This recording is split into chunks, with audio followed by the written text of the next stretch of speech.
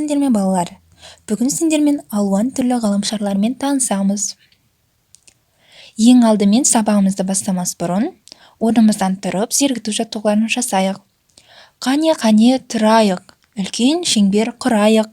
Тұрсақ енді шеңберге алақанды ұрайық. Балалар, сабақ басталмас бұрын барлығымыз орнымыздан тұрып, өлең жолдарын хормен оқиық. Жасампаз қыранбыз, өнер білімге құмармыз. Болашағы еліміздің, біз білімді ұланбыз. Балалар, ғарыш әлеміне саяхат жасаймыз. Бүгінгі сабағымыздың тақырыбы алуан түрлі ғаламшарлар. Балалар, ғаламшарлар әлемде екі топқа бөлінеді. Жер тобы ғаламшарлары, алып ғаламшарлар. Жер тобы ғаламшарларға Меркурий, Шолпан, Жер, Марс. Ал алып ғаламшарларға Юпитер, Сатурн, Уран, Нептунды жатқызамыз.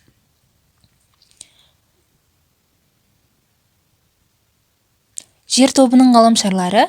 Жер тобында ғаламшарлардың серіктері аз немесе мүлдем болмайды. Сақиналар жүйесі де жоқ. Олардың беткі қабаты қатты. Бұл ғаламшарлар күнге жақын орналасқан.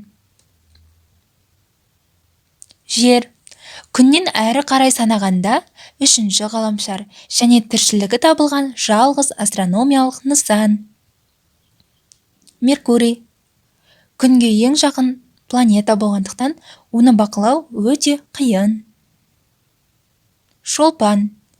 Көлемі мен массасы жағынан жерге жуық болғандықтан ерте кезден-ақ ғалымдарды өзіне ерекше назар аударуға мәжбүр еткен. Марс. Балалар, Марстың қазақша атауы аңырақай немесе қызыл жұлдыз. Диаметрі жағынан жерден 2 есе кіші болып келеді. Балалар, сендерге қызықты сұрақ әдісін пайдаланамыз. Ең бірінші сендерге бірінші сұрақты қояйын. Ғаламшар дегеніміз не? Ғаламшар дегеніміз, балалар, массасы ауыр ғарыш денесі. Екінші сұрақ. Күн жүйесінің құрамына неше ғаламшар кіреді? 8 ғаламшар кіреді. Серік дегеніміз не? Ол сол ғаламшарларды айнала қозғалып, одан еш уақытта алыстап кетпейді. Серіктердің қандай түрі болады? Табиғи серік және жасанды серік. Балалар, алып ғаламшарлар дегеніміз, алып ғаламшарлардың қатты қабаты болмайды. Олар күннен өте алыс орналасқан. Мөлшері мен массасы бойынша өте үлкен. Алып ғаламшарларға, балалар, біз Юпитерді жатқыздық. Юпитер бұл алып планеталардың ішінде ең жақсы зерттелгені. Балалар, Юпитерді қазақша біз есеқырған деп атаймыз. Сатурн. Күн жүйесіндегі ерекше бір түзіліс. Сатурн планетасы, қазақша аты қоңырақай. Уран. Күн жүйесінің 7-ші ғаламшары. 1881 жылы наурыздың 13-інде Уильям Гершель ашқан. Нептун. Күн жүйесінің 8-ші ғаламшары. Күн жүйесіне күннен ең алыс орналасқан ғаламшар.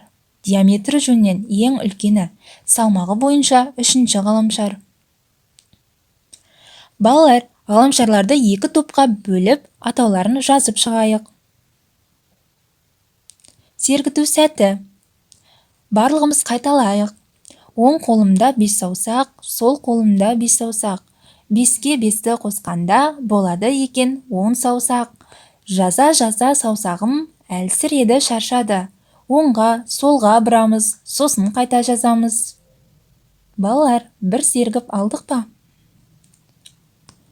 Балалар, бүгінгі өткен сабақ бойынша сіздер қандай пікірдесіздер? Нені біле алдыңыздар? Сіздерді не қызықтырды? Сіздерге қандай пайдасы болды?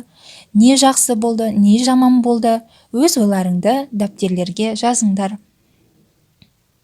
Балалар, өз-өзімізді бағалап үйренейік.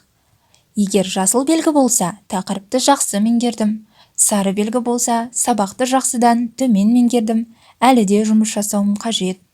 Қызыл белгі болса, бұл тақырып бойынша көп жұмыс жасауым қажет дегенді білдіреді. Назарларыңа рахмет.